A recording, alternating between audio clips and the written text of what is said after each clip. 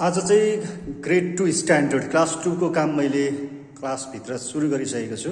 Wall painting भनौँ न यो वाइल्ड एनिमलको चाहिँ विशेष गरी नानीहरूलाई आइडेन्टिफाई गर्नको लागि यसो हेर्दाखेरि रमाइलो पनि हुन्छ हैन। त्यो अनुरूप जे स्कुल प्रशासनले मलाई एडभाइस गर्छ त्यही एडभाइस अनुसार मैले काम सुरु गरिसकेको छु। अझै छ यो साइडमा पनि अझै काम बाँकी छ। यो स्पेस खाली छ, त्यो स्पेस खाली छ। अहिले बल्ल मैले लाइन ड्र गरेको छु। अब यहाँसम्म चाहिँ मैले आजको काम गरेँ हैन। देखिरहनु भएको छ सबै यो साइड यो वालमा चाहिँ सबै वाइल्ड एनिमलले नै कभर गर्ने भन्ने प्रकारको भनौँ न एडभाइस आएको कारणले चाहिँ मैले यो पुरा यो वालमा चाहिँ हैन वाइल्ड एनिमलको नै वाल पेन्ट गरिरहेको छु। यसरी बुझौँ है। पुरा फिनिसिङ आइरहेको छैन, आउन सकेको छैन, अझै छ केही कामहरू रहेको छ। आजको काम यो नै।